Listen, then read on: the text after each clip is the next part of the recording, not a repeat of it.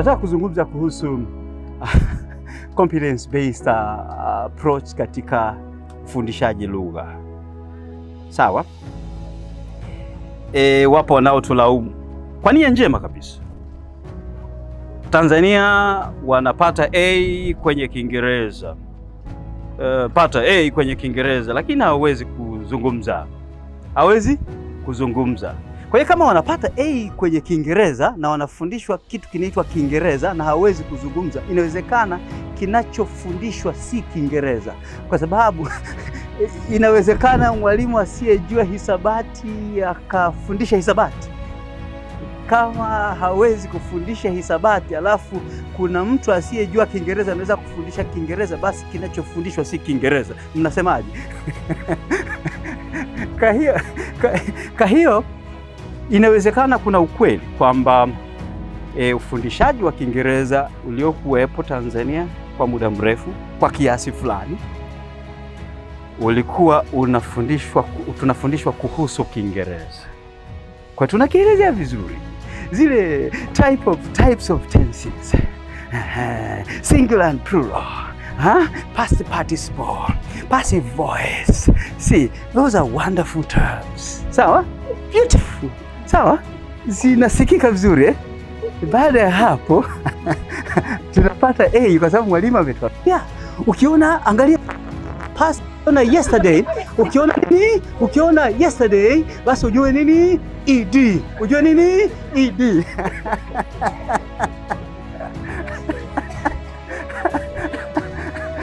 Sasa kwa hiyo kumbe tukasahau kwamba hiyo ni kazi ya wanaisimu ambao wanafanya uchambuzi wa lugha kisayansi. Wanachambua lugha kisayansi. Wewe kazi yako ni kuwawezesha wanafunzi watumie lugha. Kwa hiyo kumbe mwanafunzi wa lugha aweze kutumia lugha. Kama mimi natumia Kiswahili vizuri hapa, manake mwalimu wangu wa Kiswahili labda naweza kupata credit kama ndio yeye alichangia. Au kama mwalimu alikuwa mazingira, basi huyo mwalimu anahitaji credit, au mnasemaje? Sawa. Kwa hiyo darasa la lugha lina lengo la kufanyaje? La kumwezesha mwanafunzi kutumia lugha. Sawa? Kwa hiyo the general philosophy of competence-based approach in teaching and learning is to equip learners with the skills to do things or to solve problems. Sasa problems could be theoretical, practical problems. To solve problems. Sasa problems inaweza kuwa practical problems kwa maana gani? Kama wewe you are learning English. Unajifunza Kiingereza ili uweze kumwelekeza mtu. Kwa hiyo kumwelekeza mtu is a problem. Sasa learning ikusaidie to be able kumwelekeza mtu. Kwa hiyo ukiweza kumwelekeza mtu, you have solved that problem of being able to direct a person. Okay? Being able to direct a person. So the classroom environment should be enabling, building competence, ability to use language in everyday life. Okay? Si kama tunaelewana. Sawa, kwa hiyo sasa hiyo inatupeleka kwenye the role of the teacher now. Kama lengo ni to make sure a learner is capable of communicating, what is the role of a teacher then? And what is the role of the learner then? Wanasema generally, bila kujali somo, katika competence-based approach, the teacher is a facilitator. The teacher is a facilitator. Naposema a facilitator is like a manager, an operation manager. Kwamba anahakikisha kitu gani kinakwenda sawa sawa darasani, lakini bila yeye ni kama mwenyekiti kwenye kikao ambaye hazungumzi yeye peke yake, si ndio? Ili kiwe kikao inabidi mwenyekiti akaribishe wajumbe, si ndio? Wazungumze wajumbe, yeye anaratibu tu. Kwa hiyo kazi ya mwalimu ni kama hiyo ya kuratibu shughuli za darasani. Sawa? So you facilitate. When you facilitate, what do you do? When you facilitate? When you facilitate, you lead. You lead learners. At the same, yourself also, you are a resource, because sometimes you are consulted for guidance. So you act as a resource because you provide some guidance so that learners acquires those skills of using language. At the same time, you help them to use other resources like books, okay? Books which contain activities. And activities again are those which aim at making students practice language. So kama tunakwenda hapa. When you are a facilitator.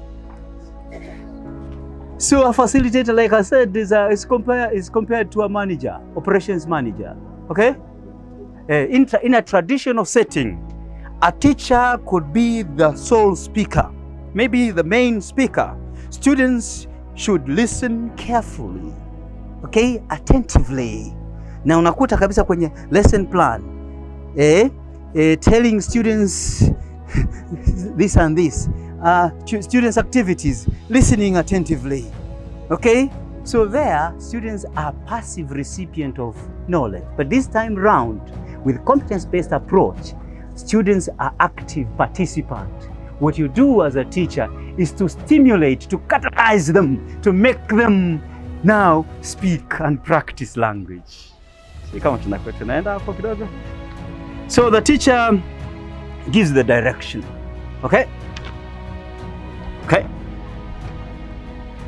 So for example, you want students to speak about a particular photo, okay?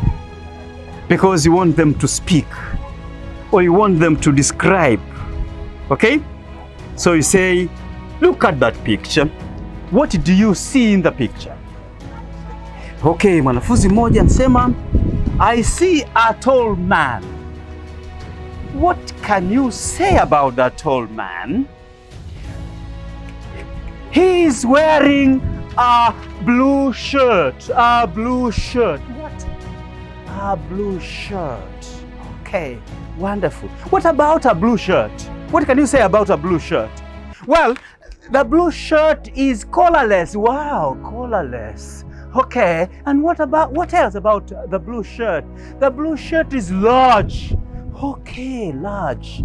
Okay, you see? So you are making them, you catalyze them, you make them speak, okay? And as they do that, they develop language skills. And that's what you aim at, right? I hope siko tunakwenda. So a teacher actually prepares classroom activities in advance. That as I go to the class, this is what I do, okay?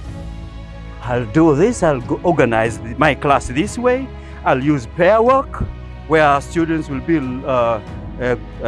working together, and in their pairs, they will be doing this. You plan before the class, right? Because you know your role is to ignite the class, is to make the class practice language. Kama tupo hapo. So the teacher again is the one who tells learners what to do at different stages, okay?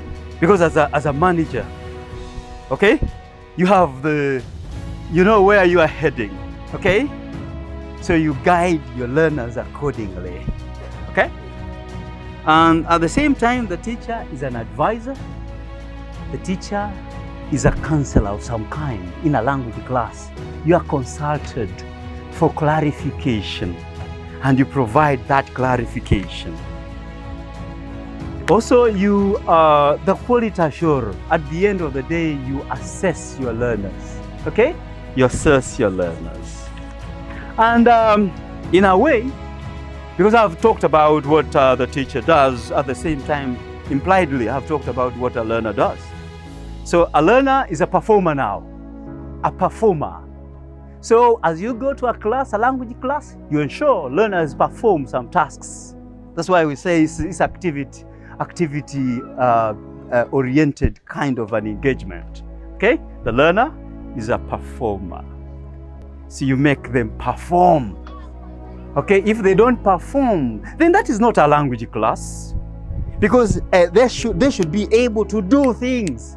If they are to write, let them write. If they are to speak, let them speak. Okay?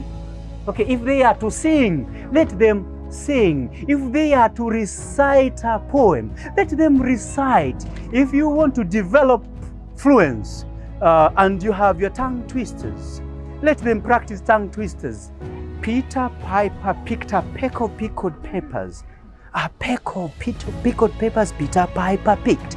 So if Peter Piper picked a peck of pickled peppers, what is the peck of pickled peppers Peter Piper picked? Such a thing.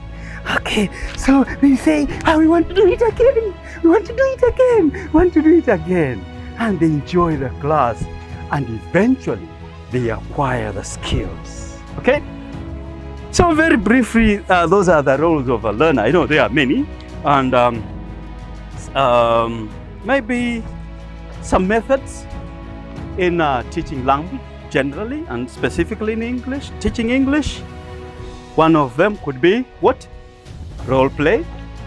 What do you do with role play? Role play?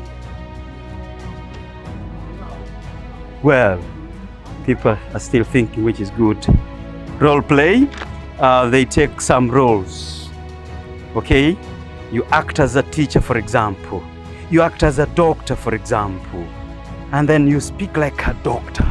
In that way, you develop language of different types. Is it okay? Because look here, this philosophy of competence-based aims at bringing the world inside the class. Okay? So you act the world in the class, because this is what these learners will use in future. They will use the language in the world out there. But so you pretend to have the world in the class, okay? By acting it. So you bring the market in the class, you bring, right? You bring the court in the class, such a thing, okay? Other ways is group work or pair work, right? Where learners talk to each other, okay? Learners talk to each other. So you create a situation where learners talk to each other. And then you may teach using songs, poems, like I said, using pictures for lower classes, looking at the pictures, okay? And maybe let me emphasize on songs. Mwalimu mkuu mmoja analalamika, we mwalimu, tangu nimekusikia ni kuimba imba. Hawa watoto watasoma saa ngapi? Masikini anafikiri kusoma ni pale mwalimu anaposema again again. Sa kumbe kuimba kule ndio kusoma. Rain go away. Hiyo ndo kusoma, ndo wako shule hapo. Sasa maskini mwalimu yeye anajua ile behavioral approach, teacher centered. Naona kumbe watoto wanajifunza kwa kuimba, kwa kufanya nini, michezo yao ndio shule hiyo. Naona? Yes. Ingine, using technology. Like I said, with competence-based approach, we are trying to simulate the world. We are trying to imitate the world out there. But when you have technology, you link learners to, say, video clips. There they get a real-life language, okay? Okay, they get real-life language. They practice it by listening and hearing the way native speakers of that particular language speak. Okay? Sawa? So na kadhalika. Ukiambiwa na kadhalika mchovu wa fikra choka na kadhalika. Sawa, lakini na kadhalika wakati fulani nzuri kwa sababu huwezi kumaliza yote. Sawa. Sasa assessment, competence based approach, emphasis in competence based approach is put on higher order thinking. Higher order thinking, maswali fikirishi. Mkazo unawekwa kwenye maswali fikirishi. Sawa? Hausemi ulikuwa unaweza kwa mfano change the following sentences into past tense. Lakini ukisema kukawa na sentensi mahali, swali mahali, respond to the following questions. What did you do yesterday? Hapo past tense inakuja yenyewe. Sawa? Yesterday I did this. Yesterday I... Unaiona hiyo? Kwa hiyo maswali yawe fikirishi na yawe contextual. Contextual. Yanatengenezewa muktadha. Ili wasijikute wana describe lugha kama tulivyokuwa tukifanya zamani. Mwisho kabisa, maswali pia yanaweza kutegemea na level, yanaweza kuhusisha picture description. Ukawa na swali lenye kama hili hapa, picha kama hii tu, hii hapa, alafu mwambia write a 5 paragraph description of what you say. Sawa? Utashangaa wanafunzi wanavyokuonyesha uwezo wao. Sawa? Na wale wasio kuonyesha uwezo wao, tutatafuta namna ya kuwa boost ili wafike hapo. Eti nilidhani nimemaliza. Ninyi mnasemaje?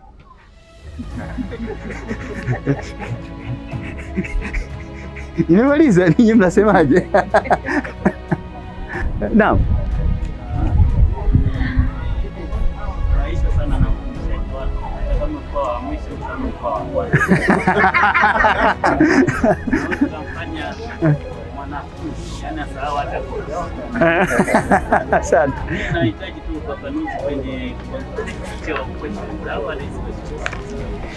Context ni nini?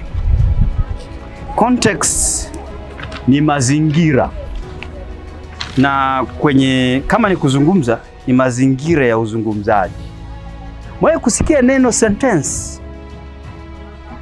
Sentence huwezi kujua linatumikaje, lina maana gani. Nikiwaambia nini maana ya sentence hapa sasa hivi, unaweza kuniambia? Lakini nikisema in the following sentences, sema kwa muktadha huu ni hii tungo hii. Lakini the criminal was sentenced after that sentence. It's a different what? Context. Kwa hiyo maneno mengine yanayotangulia yana prompt kwamba response itakuwaje.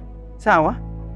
Ile ya kwanza, the following sentences, sawa, of course ni context yake, lakini inakupelekea wewe ufikirie kuhusu grammar.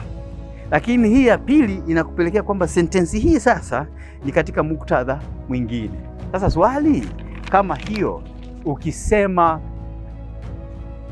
labda put the verbs or put the words in the brackets incorrect forms. Kwa mfano, kusemi ni past tense, ni vitu gani? Ndio ile ya mwalimu ya ukiona yesterday. Sasa bahati mbaya wanaitumia vibaya kupita kiasi kwamba inakuwa inakaririsha.